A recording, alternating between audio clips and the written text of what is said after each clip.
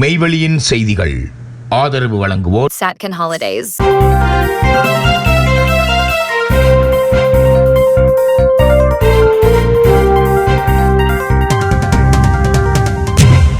வணக்கம். மெய்வெளியின் செய்திகள் வாசித்தளிப்பவர் ரஜிதா சாம். முதலில் இலங்கை செய்திகள்.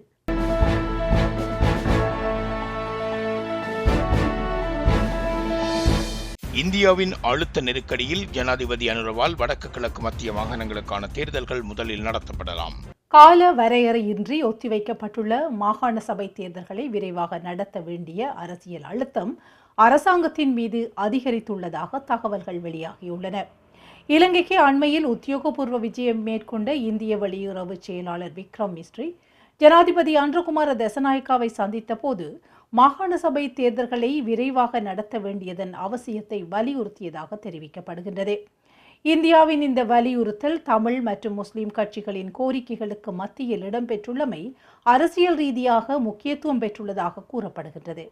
6 தமிழ் மற்றும் முஸ்லிம் கட்சிகளின் தலைவர்கள் ஜனாதிபதியை சந்தித்து மாகாண சபை தேர்தலை நடத்துவதற்கான நடவடிக்கைகளை துரிதப்படுத்துமாறு கோரியிருந்தனர். குறிப்பாக மாகாண சபை தேர்தலுக்கான வாக்களிப்பு முறை தொடர்பில் ஆராய்வதற்காக நியமிக்கப்பட்டுள்ள நாடாளுமன்ற தெரிவுக்குழு தனது இறுதி அறிக்கையை சமர்ப்பிக்க வேண்டிய கால எல்லையை நிர்ணயிக்க வேண்டும் என்பதே அவர்களின் பிரதான கோரிக்கையாக இருந்ததாக தெரிவிக்கப்படுகின்றது. இதற்கு பதிலளித்த ஜனாதிபதி தெரிவுக்குழுவின் தலைவர் அமைச்சர் விஜித ஹேரத்துடன் கலந்துரையாடி இது தொடர்பில் பதிலளிப்பதாக உறுதியளித்திருந்தார். எனினும் தேர்தலை நடத்துவதற்கான பூர்வாங்க நடவடிக்கைகளை ஆரம்பிப்பதற்கு குறிப்பிட்ட கால எல்லையை நிர்ணயிக்குமாறு கோரிக்கை விடுக்கப்பட்ட போதிலும் அரசாங்கம் இதுவரை அதற்கான தெளிவான காலக்கெடுவை வழங்கவில்லை என தெரிவிக்கப்படுகின்றது. இதனிடையே தேர்தலை நடத்துவதற்கான நடவடிக்கைகள் முன்னெடுக்கப்படாவிட்டால் அடுத்த கட்ட அரசியல் நடவடிக்கைகள் குறித்து தமிழ் மற்றும் முஸ்லிம் கட்சிகள் ஆலோசித்து வருவதாக தகவல்கள் தெரிவிக்கின்றன. மாகாண சபை தேர்தலை உடனடியாக நடத்துமாறு சர்வதேச சமூகத்தின் கவனத்தை ஈர்ப்பதுடன் நாடு தழுவிய ரீதியில் மக்கள் சந்திப்புகள் மற்றும் தொடர் போராட்டங்களை முன்னெடுக்கவும் திட்டமிட்டுள்ளதாக கூறப்படுகின்றது. அதேவேளை ஒரே நேரத்தில் அனைத்து மாகாணங்களுக்கும் தேர்தலை நடத்துவதால் ஏற்படக்கூடிய நிர்வாக சவால்களை கருத்தில் கொண்டு கட்டம் கட்டமாக மாகாண சபை தேர்தலை நடத்துவது தொடர்பிலும் அரசாங்கம் ஆய்ந்து வருகின்றது. அதன்படி முதற்கட்டமாக வடக்கு கிழக்கு மற்றும் மத்திய மாகாணங்களில் தேர்தலை நடத்துவது குறித்து அரசாங்கத்தின் உயர் மட்டத்தில் ஆலோசனைகள் இடம்பெற்று வருவதாகவும் தெரிவிக்கப்படுகின்றது. சர்வதேச அழுத்தம், தமிழ் மற்றும் முஸ்லிம் கட்சிகளின் கோரிக்கைகள் மற்றும் தேர்தல் முறைமை தொடர்பான விவாதங்கள் தொடரும் இந்நிலையில் மாகாண சபை தேர்தல்களை நடத்துவதற்கான அரசாங்கத்தின் அடுத்த கட்ட நடவடிக்கைகள் தற்போது அரசியல் வட்டாரங்களில் முக்கிய எதிர்பார்ப்பை ஏற்படுத்தியுள்ளன. யாழ்ப்பாணத்தில் கலாசாரமும் உணவும் சங்கமிக்கும் மாபெரும் விழா களைகட்டும் விசிட் எஃப்னா 2026. வடக்கு மாகாணத்தின் வளமான கலாசார பாரம்பரியம், தனித்துவமான உணவு பாரம்பரியம் மற்றும் கலை மரபுகளை உள்நாட்டு மற்றும் சர்வதேச சுற்றுலா பயணிகளுக்கு அறிமுகப்படுத்தும் நோக்கில் யாழ்ப்பாணத்திற்கு வருகை தாருங்கள் 2026 கலாசார மற்றும் உணவு திருவிழா ஏற்பாடு செய்யப்பட்டுள்ளது. வட மாகாண சுற்றுலா பணியகத்தின் ஏற்பாட்டில் நடைபெறும் இந்த பிரம்மாண்ட விழா எதிர்வரும் 15, 16 மற்றும் 17ஆம் திகதிகளில் யாழ்ப்பாணம் முற்ற வெளி பண்ணை மைதானத்தில் நடைபெற உள்ளது. வடமாகாண சுற்றுலாத்துறையை சர்வதேச அரங்கில் மேலும் வலுப்படுத்தும் நோக்கில் ஏற்பாடு செய்யப்பட்டுள்ள இந்த விழா யாழ்ப்பாணத்தின் தனித்துவமான அடையாளங்களை உலகிற்கு எடுத்துச் செல்லும் முக்கிய முயற்சியாக அமையும் என வடமாகாண சுற்றுலா பணியகத்தின் தலைவர் கலாநிதி ஜே விவேகானந்தன் தெரிவித்துள்ளார். யாழ்ப்பாணத்தின் தொன்மைமிக்க கலாசார பாரம்பரியம், சுவை மிகு பாரம்பரிய உணவுகள் மற்றும் கலை மரபுகளை உள்நாட்டு மற்றும் சர்வதேச சுற்றுலா பயணிகளுக்கு அறிமுகப்படுத்துவதே இந்த விழாவின் பிரதான நோக்கம் என குறிப்பிட்டார். பண்ணை கடற்கரையையும் யாழ்ப்பாண கோட்டையையும் அண்மித்த இயற்கை எழில் சூழ்ந்த முற்றவெளி பண்ணை மைதானத்தில் நடைபெற உள்ள இந்த விழா வடமாகாணத்தின் சுற்றுலாத்துறை வளர்ச்சியில் முக்கிய மைல் கல்லாக அமையும் என எதிர்பார்க்கப்படுகின்றது. வடமாகாணத்தின் சுற்றுலா, கலாசாரம், கைவினை, பாரம்பரிய உணவுகள் மற்றும் உள்ளூர் பொருளாதாரம் ஆகியவற்றை ஒரே மேடையில் உலகிற்கு அறிமுகப்படுத்தும் வாய்ப்பாகவும் இந்த நிகழ்வு அமைய உள்ளது. 3 நாட்கள் நடைபெற உள்ள விழாவில் பாரம்பரிய உணவு கண்காட்சி, கைவினைப் பொருட்கள் காட்சி மற்றும் விற்பனை, கலாசார மற்றும் நாட்டுப்புற கலை நிகழ்ச்சிகள், இசை நிகழ்ச்சிகள், பாரம்பரிய விளையாட்டுகள் மற்றும் உள்ளூர் உற்பத்தியாளர்களின் கண்காட்சிகள் உள்ளிட்ட பல்வேறு நிகழ்வுகள் இடம்பெற உள்ளன. இதனிடையே உள்நாட்டு மற்றும் வெளிநாட்டு சுற்றுலா பயணிகள், முதலீட்டாளர்கள், தொழில் முனைவோர் மற்றும் பொதுமக்கள் என அனைவரையும் இந்த பெருவிழாவில் கலந்து கொள்ளுமாறு வடமாகாண சுற்றுலா பணியகம் அழைப்பு விடுத்துள்ளது. தமிழ் பேசும் மக்களின் அரசியல் பேரவையில் இணைய கஜேந்திரகுமார் பொன்னம்பலம் தயார். தமிழ் பேசும் மக்களின் அரசியல் பேரவையில் இணைந்து கொள்ளுமாறு ஸ்ரீலங்கா முஸ்லிம் காங்கிரசின் தலைவர் ரவ் ஹக்கீம் விடுத்த அழைப்பை தமிழ் தேசிய மக்கள் முன்னணியின் தலைவர் கஜேந்திரகுமார் பொன்னம்பலம் ஏற்றுக்கொண்டுள்ளதாக தெரிவிக்கப்பட்டுள்ளது. எனினும் பேரவையில் இணைவது தொடர்பான உத்தியோகபூர்வ அழைப்பை தமது கட்சிக்கு அனுப்பி வைக்குமாறும் அதனை கட்சியின் மத்திய குழுவில் ஆராய்ந்து இறுதி தீர்மானத்தை அறிவிப்பதாகவும் கஜேந்திரகுமார் பொன்னம்பலம் தெரிவித்துள்ளார். தமிழ் பேசும் மக்களின் நலனை முன்னிறுத்தி இலங்கை தமிழரசு கட்சி, அகில இலங்கை மக்கள் காங்கிரஸ், இலங்கை தொழிலாளர் காங்கிரஸ், ஸ்ரீலங்கா முஸ்லிம் காங்கிரஸ், ஜனநாயக தமிழ் தேசிய கூட்டணி மற்றும் தமிழ் முற்போக்கு கூட்டணி ஆகிய 6 கட்சிகள் இணைந்து செயற்படுவதற்கு இணக்கம் தெரிவித்துள்ளன. இந்த அரசியல் கூட்டமைப்பின் பிரதிநிதிகள் அண்மையில் ஜனாதிபதி அன்றகுமார திசாநாயக்க, எதிர்க்கட்சித் தலைவர் சஜித் பிரேமதாச மற்றும் இலங்கைக்கான இந்திய உயர்ஸ்தானிகர் சந்தோஷ் ஜா உள்ளிட்டோரையும் சந்தித்து கலந்துரையாடியிருந்தனர். இந்த நிலையில் தமிழ் பேசும் மக்களின் அரசியல் பேரவையில் தமிழ் தேசிய மக்கள் முன்னணி இடம்பெறாத நிலையில் நாடாளுமன்றத்தில் இடம்பெற்ற சந்திப்பின் போது கஜேந்திரகுமார் பொன்னம்பலத்திடம் பேரவையில் இணைந்து கொள்ளுமாறு ரவ் ஹக்கீம் கோரிக்கை விடுத்ததாக தெரிவிக்கப்படுகின்றது. தமிழ் பேசும் மக்களின் அரசியல் பேரவையில் தமிழ் தேசிய மக்கள் முன்னணியும் இணைவதை மலையக மற்றும் முஸ்லிம் கட்சிகள் எதிர்க்கவில்லை எனவும் ஏனைய கட்சிகளும் அதற்கு இணக்கம் தெரிவிப்பதாகவும் ரவ் ஹக்கீம் குறிப்பிட்டதாக கூறப்படுகின்றது. அதற்கு பதிலளித்த கஜேந்திரகுமார் பொன்னம்பலம் பேரவையில் இணைவதில் தமது கட்சிக்கு எந்தவித பிரச்சனையும் இல்லை என தெரிவித்துள்ளார். எனினும் பேரவை எந்தவித விடயங்களில் கவனம் செலுத்த உள்ளது, அதன் எதிர்கால செயற்பாடுகள் என்ன என்பது உள்ளிட்ட விவரங்கள் அடங்கிய உத்தியோகபூர்வ அழைப்பை தமது கட்சிக்கு அனுப்பி வைக்குமாறு அவர் கோரிக்கை விடுத்துள்ளார். இந்த அழைப்பை கட்சியின் மத்திய குழுவில் சமர்ப்பித்து ஆராய்ந்த பின்னர் உரிய தீர்மானத்தை அறிவிக்க முடியும் எனவும் கஜேந்திரகுமார் பொன்னம்பலம் குறிப்பிட்டுள்ளார். இதனிடையே அண்மையில் கொழும்பில் எதிர்க்கட்சித் தலைவர் அலுவலகத்தில் இடம்பெற்ற சந்திப்பின் போது தனிப்பட்ட அல்லது கட்சி சார்ந்த பிரச்சனைகளை அடிப்படையாக கொண்டு கஜேந்திரகுமார் பொன்னம்பலத்தை தமிழ் பேசும் மக்களின் அரசியல் பேரவையில் இணைக்காமல் இருப்பதை ஏற்றுக்கொள்ள முடியாது என்ற நிலைப்பாட்டை தாம் தெரிவித்திருந்ததாக மனோ கணேசன் குறிப்பிட்டதாகவும் தகவல்கள் தெரிவிக்கின்றன. இதனால் தமிழ் பேசும் மக்களின் அரசியல் பேரவையை மேலும் விரிவுபடுத்தும் முயற்சிகள் தீவிரம் அடைந்துள்ள நிலையில் தமிழ் தேசிய மக்கள் முன்னணி இணைவதற்கான இறுதி முடிவு தற்போது அக்கட்சியின் மத்திய குழுவின் தீர்மானத்தை பொறுத்தே அமைய உள்ளவை இங்கு குறிப்பிடத்தக்கது. 22வது அரசியலமைப்பு திருத்தத்திற்கு எதிராக சட்ட நடவடிக்கை, ஐக்கிய மக்கள் சக்தி தீவிர ஆலோசனை. உயர் நீதிமன்றம் மற்றும் மேன்முறையீட்டு நீதிமன்ற நீதியரசர்களின் ஓய்வு பெறும் வயதை அதிகரிப்பது உள்ளிட்ட மாற்றங்களை உள்ளடக்கியதாக கூறப்படும் 22வது அரசியலமைப்பு திருத்தத்திற்கு எதிராக சட்ட நடவடிக்கை எடுப்பது தொடர்பில் ஐக்கிய மக்கள் சக்தி ஆலோசித்து வருகின்றது. அரசியல் அமைப்பு திருத்தத்திற்கான வரைவு வர்த்தமானியில் வெளியிடப்பட்டதை தொடர்ந்து இந்த நடவடிக்கை குறித்து கட்சிக்குள் கலந்துரையாடல்கள் முன்னெடுக்கப்பட்டுள்ளதாக தெரிவிக்கப்படுகின்றது. இது தொடர்பில் கருத்து தெரிவித்த ஐக்கிய மக்கள் சக்தியின் பொதுச் செயலாளரும் நாடாளுமன்ற உறுப்பினருமான ரஞ்சித் மதும பண்டார வர்த்தமானியில் வெளியிடப்பட்டுள்ள அரசியலமைப்பு திருத்தத்தை தமது கட்சி தொடர்ந்து எதிர்த்து வருவதாக தெரிவித்துள்ளார். அரசாங்கத்தின் இந்த நடவடிக்கைக்கு எதிராக பொதுமக்களின் ஆதரவை திரட்டும் வகையில் அரசியல் பிரச்சாரங்கள், விழிப்புணர்வு நிகழ்வுகள் மற்றும் போராட்டங்களை ஏற்பாடு செய்து வருவதாகவும் அவர் குறிப்பிட்டுள்ளார். மேலும் இந்த விவகாரம் தொடர்பில் சட்டத்தரணிகள் சங்கத்துடனும் கலந்துரையாடியுள்ளதாக ரஞ்சித் மதும பண்டார குறிப்பிட்டுள்ளார். அடுத்த கட்டமாக மேற்கொள்ளப்பட வேண்டிய சட்ட நடவடிக்கைகள் குறித்து தமது சட்டத்தரணிகளுடன் தொடர்ந்து ஆலோசித்து வருவதாகவும் அவர் மேலும் சுட்டிக்காட்டியுள்ளார். சிறைச்சாலைகளில் தொடரும் கலவரங்கள், மிகுந்த அச்சத்தில் தமிழ் அரசியல் கைதிகளின் பெற்றோர்கள். சிறைச்சாலைகளில் தொடர்ந்து இடம்பெற்று வரும் பெரும் கலவரங்கள் காரணமாக தமிழ் அரசியல் கைதிகளின் பெற்றோர்கள் மத்தியில் மிகுந்த அச்ச நிலை ஏற்பட்டுள்ளது. இந்த நிலையில் அரசியல் கைதிகளின் பெற்றோர் கொழும்பு மேகசின் சிறைச்சாலை மற்றும் வெலிக்கடை சிறைச்சாலைகளுக்கு நேரடியாக சென்று தமது பிள்ளைகளை பார்வையிட்டுள்ளனர். இதன் குரலற்றவர்களின் குரல் அமைப்பின் செயற்பாட்டாளரும் முன்னாள் அரசியல் கைதியுமான முருகையா கோமகனும் உடனிருந்தார். இது தொடர்பாக குரலற்றவர்களின் குரல் அமைப்பின் ஒருங்கிணைப்பாளர் முருகையா கோமகன் தெரிவிக்கையில், தமிழ் அரசியல் கைதிகள் தடுத்து வைக்கப்பட்டுள்ள புதிய மேகசின் சிறைச்சாலையில் அசாதாரண சூழ்நிலை ஏற்பட்டதை தொடர்ந்து அங்கு ஒரு மரணமும் சம்பவித்தது. அங்கு தமிழ் அரசியல் கைதிகள் 4 தடுத்து வைக்கப்பட்டுள்ளனர். அதேபோல் வெலிக்கடை சிறைச்சாலையிலும் தமிழ் அரசியல் கைதிகள் தடுத்து வைக்கப்பட்டிருக்கின்றார்கள். இந்த சிறைச்சாலைகளில் தற்போது போலீஸ் மற்றும் இராணுவத்தினர் ஆகியோர் பாதுகாப்பு பணிகளில் ஈடுபட்டு வருகின்றனர். இருப்பினும் அரசியல் கைதிகளின் பாதுகாப்பு என்பது தொடர்ச்சியாக கேள்விக்குறியாக உள்ளது. கடந்த காலங்களில் அரசியல் கைதிகளுக்கு சிறைகளில் நடந்த சம்பவங்களை நினைக்கும் போது அச்சம் கொள்ள தோன்றுகின்றது. பெற்றோரும் அங்கு உள்ள கைதிகளும் அச்சமான சூழ்நிலையில் உள்ளார்கள். இந்த நிலையை கருத்தில் கொண்டு சிறையில் நீண்ட காலமாக தடுத்து வைக்கப்பட்டுள்ள தமிழ் அரசியல் கைதிகளின் பாதுகாப்பு உறுதிப்படுத்தப்பட வேண்டும் என்பதுடன் தமிழ் அரசியல் கைதிகள் விடுதலை செய்யப்பட வேண்டும் எனவும் அவர் வலியுறுத்தியுள்ளார். நீதியின் ஓலம் எதிர்வரும் 14 முதல் 17ஆம் தேதி வரை தமிழின படுகொலைக்கு நீதி கோரி வடக்கில் மாபெரும் கவனஈர்ப்பு போராட்டம். தாயக செயலடி அமைப்பின் ஏற்பாட்டில் நீதியின் ஓலம் என்னும் தலைப்பில் எதிர்வரும் 14 தொடக்கம் 17ஆம் தேதி வரை தமிழின படுகொலைக்கு சர்வதேச நீதியை கோரி வடக்கில் தொடர் கவனஈர்ப்பு போராட்டம் ஒன்று முன்னெடுக்கப்பட உள்ளது.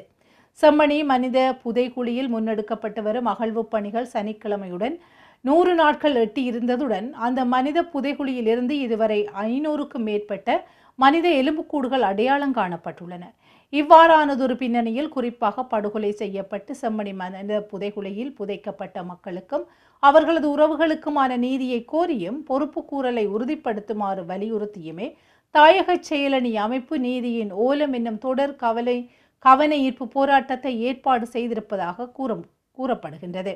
அதற்கமைய எதிர்வரும் 14 தொடக்கம் 17ஆம் தேதி வரை செம்மணி மனித புதைகுழி அவலம் குறித்தும் தமிழர்களுக்கு எதிரான இன அழிப்பு குறித்தும் விழிப்புணர்வு ஏற்படுத்துவதற்கான நடவடிக்கைகள் முன்னெடுக்கப்பட்டிருப்பதுடன் 17ஆம் தேதி செம்மணி மனித புதைகுழிக்கு அண்மையில் கவன ஈர்ப்பு போராட்டத்தை மேற்கொள்வதற்கு உத்தேசிக்கப்பட்டுள்ளது. இப்போராட்டத்தில் வலிந்து காணாமல் ஆக்கப்பட்டோரின் உறவினர்கள், தமிழ் தேசிய அரசியல் கட்சிகளின் பிரதிநிதிகள், மத தலைவர்கள், மனித உரிமைகள் மற்றும் சிவில் சமூக செயற்பாட்டாளர்கள், பல்கலைக்கழக மாணவர்கள், பொதுமக்கள் என பெரும் எண்ணிக்கையானோர் கலந்து கொள்வர் என எதிர்பார்க்கப்படுகின்றது. செய்திகளில் இனி வருவன இந்திய செய்திகள். Soft ocean breeze. Bentata welcomes you to paradise with Satkin Holidays. Mirissa Beach. Feel the magic of Mirissa, where turquoise waves, peaceful beaches, and unforgettable moments create the perfect escape for couples. Relax, walk by the shore, and fall in love with every sunset. Weligama. Adventure meets romance in Weligama. Surf, smile, and enjoy the beauty of Sri Lanka with Satkin Holidays. Your dream beach getaway starts here. Satkin Holidays. For more info, contact www.satkin.com.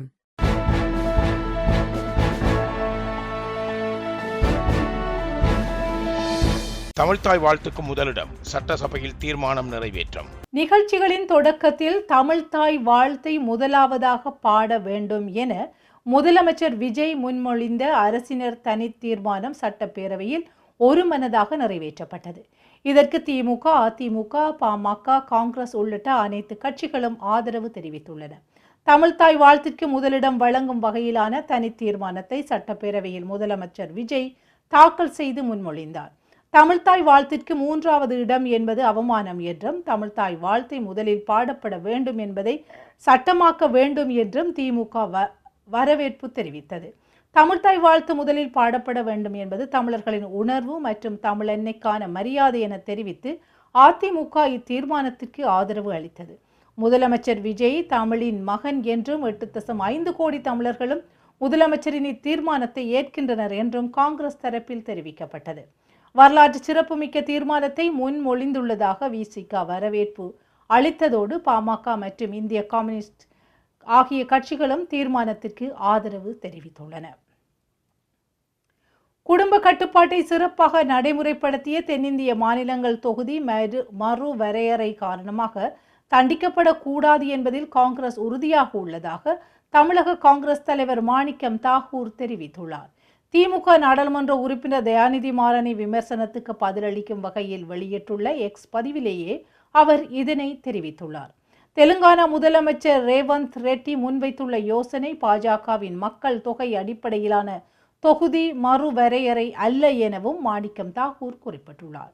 மாநிலங்களின் பொருளாதார பங்களிப்பு மற்றும் வளர்ச்சியை கருத்தில் கொண்டு மக்கள் தொகை மற்றும் பொருளாதார வளர்ச்சிக்கு தலா 50% முக்கியத்துவம் வழங்கும் ஹைபிரிட் மாடல் ஒன்றையே ரேவந்த் ரெட்டி முன்வைத்துள்ளதாக அவர் தெரிவித்துள்ளார்.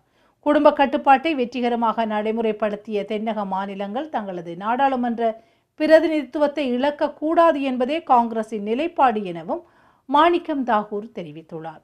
அதேவேளை அரசியல் லாபத்திற்காக அரைகுறை தகவல்களை பரப்பி அற்ப அரசியல் செய்வதை தயாநிதி மாறன் நிறுத்திக் கொள்ள வேண்டும் எனவும் அவர் விமர்சித்துள்ளார். முன்னதாக தமிழகத்தில் மட்டும் தொகுதி மறுவரையறைக்கு எதிர்ப்பு தெரிவிக்கும் நாடகம் ஏன் என்று காங்கிரஸ் ஆளும் 4 மாநிலங்களில் இதுபோன்ற நாடாளுமன்ற உறுப்பினர்கள் கூட்டத்தை ஏன் நடத்தவில்லை என்றும் தயாநிதி மாறன் கேள்வி எழுப்பியிருந்தமை இங்கு குறிப்பிடத்தக்கது. செய்திகளில் தொடர்வன உலக செய்திகள்.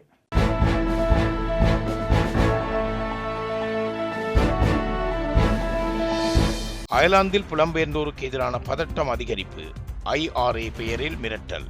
அயர்லாந்தில் புலம்பெயர்ந்தோருக்கு எதிரான பதற்றம் அதிகரித்து வரும் நிலையில் அவர்களை நாட்டை விட்டு வெளியேற்றும் நோக்கில் குடியரசுவாதிகள் போராட்டங்களை முன்னெடுத்து வருவதாக தகவல்கள் வெளியாகியுள்ளன. துன்புறுத்தல், பாலியல் வன்கொடுமை மற்றும் வன்முறை சம்பவங்கள் தொடர்பான குற்றச்சாட்டுகள் அதிகரித்துள்ள நிலையில் எல்லையின் இரு புறங்களிலும் உள்ள உள்ளூர் சமூகங்களில் நிலவும் பதற்றத்தை சில குடியரசுவாத குழுக்கள் பயன்படுத்தி புலம்பெயர்ந்தோருக்கு எதிரான நடவடிக்கைகளை முன்னெடுத்து வருவதாக தெரிவிக்கப்படுகின்றது. குறிப்பாக நியூ IRA என அழைக்கப்படும் அமைப்புடன் தொடர்புடையதாக கூறப்படும் பிரச்சார நடவடிக்கைகள் காரணமாக இதனிடையே சமூக வலைத்தளங்களில் பரவி வரும் காணொலியொன்றில் அடையாளம் தெரியாத நபர் ஒருவர் புலம்பெயர்ந்தோர் அயர்லாந்தை விட்டு வெளியேறாவிட்டால் IRA அமைப்பு வன்முறையை பயன்படுத்தும் என அச்சுறுத்தல் விடுத்துள்ளதாக தெரிவிக்கப்படுகின்றது. எனினும் சமூக வலைத்தளங்களில் வெளியாகும் இத்தகைய காணொலிகளின் உண்மைத்தன்மையை அவற்றில் தெரிவிக்கப்படும் மிரட்டல்களுடன் குறிப்பிட்ட அமைப்புகளுக்குள்ள தொடர்பும் தனித்தனியாக உறுதிப்படுத்தப்பட வேண்டிய விடயமாக உள்ளது. அதேவேளை அயர்லாந்தின் பல உள்ளூர் சமூகங்கள் அதிகரித்து வரும் குடியேற்றத்தினால் வீடமைப்பு, பொது சேவைகள் மற்றும் சமூக வளங்கள் மீது ஏற்படும் அழுத்தங்கள் குறித்து கவலை வெளியிட்டு வருகின்றன. இந்த சமூக மற்றும் அரசியல் பதற்றங்களுக்கு மத்தியில் புலம்பெயர்ந்தோருக்கு எதிரான அச்சுறுத்தல்கள் மற்றும் வன்முறை சம்பவங்கள் மேலும் அதிகரிக்கக்கூடும் என்ற அச்சமும் ஏற்பட்டுள்ளது. பாபா வங்காவின் 2026 கணிப்புகள், 3ஆம் உலகப் போர் முதல் மர்ம விண்கலம் வரை வைரலாகும் அதிர்ச்சி தகவல்கள். பாபா வங்காவின் மிகவும் கலக்கமூட்டும் 3 தீர்க்க தரிசனங்கள் தற்போது சமூக வலைத்தளங்களில் வைரலாகி வருகின்றன. 2026ஆம் ஆண்டுக்கான அவரது திகிலூட்டும் கணிப்புகளில் சில நடந்துள்ளதாக கூறப்படுகின்ற நிலையில் இந்த கணிப்புகள் அச்சத்தை ஏற்படுத்தியுள்ளன. 2026ஆம் ஆண்டின் இறுதிக்குள் ஒரு பிரம்மாண்டமான விண்கலத்தின் வருகை, ஒரு 3ஆம் உலகப் போரின் தொடக்கம் மற்றும் ரஷ்யாவின் தலைமைத்துவத்தில் ஒரு வியத்தகு மாற்றம் ஆகியவை ஏற்படும் என தெரிவிக்கப்பட்டுள்ளது. இந்த ஆண்டு முடிவதற்குள் 5 மாதங்களுக்கும் குறைவானவே காலமாக உள்ள நிலையில் கூறப்படும் இந்த தீர்க்க தரிசனங்கள் புதிய கவனத்தை பெற்றுள்ளன. மேலும் இவற்றில் ஒரு நிகழ்வுக்கு நவம்பர் மாதத்தில் குறிப்பிட்ட காலக்கெடு நிர்ணயிக்கப்பட்டுள்ளதாகவும் கூறப்படுகின்றது. முன்னதாக இந்த ஆண்டில் வானிலையால் ஏற்படும் பேரழிவுகள் மற்றும் AI தொழில்நுட்பத்தின் பயன்பாடு தொடர்ச்சியில் கணிக்கப்பட்டிருப்பதாகவும் அது தற்போது நடைமுறையில் நடைபெற்று வருவதாகவும் வங்காவின் ஆதரவாளர்கள் குறிப்பிட்டுள்ளனர். 1996ஆம் ஆண்டில் காலமான வங்கா 9/11 தாக்குதல்கள், செர்னோபில் பேரழிவு, இளவரசி டயானாவின் மரணம், 2004 இந்திய பெருங்கடல் சுனாமி மற்றும் கோவிட் பெருந்தொற்று ஆகியவை முன்னறிவித்ததாக அவரை பின்பற்றுபவர்கள் கூறுகின்றமை இங்கு குறிப்பிடத்தக்கது. இத்துடன் மெய்வழியின் செய்திகள் நிறைவு பெற்றன. தொடர்ந்தும் எமது மேலதிக செய்திகளை பார்வையிட www.meivali.com என்ற இணையதளத்தை பார்வையிடுங்கள். தொடர்ந்தும் எமது செய்திகளோடு இணைந்து கொள்ள மெய்வழி நியூஸ் யூடியூப் தளத்தையும் சப்ஸ்கிரைப் செய்து கொள்ளுங்கள். வணக்கம்.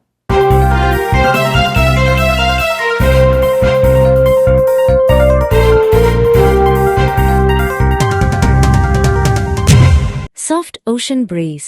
Bentita welcomes you to paradise with Satkin Holidays. Mirissa Beach. Feel the magic of Mirissa, where Tucaris waves, peaceful beaches, and unforgettable moments create the perfect escape for couples. Relax, walk by the shore, and fall in love with every sunset. Weligama. Adventure meets romance in Weligama. Surf, smile, and enjoy the beauty of Sri Lanka with Satkin Holidays. Your dream beach getaway starts here. Satkin Holidays. For more info, contact www.satkin.com.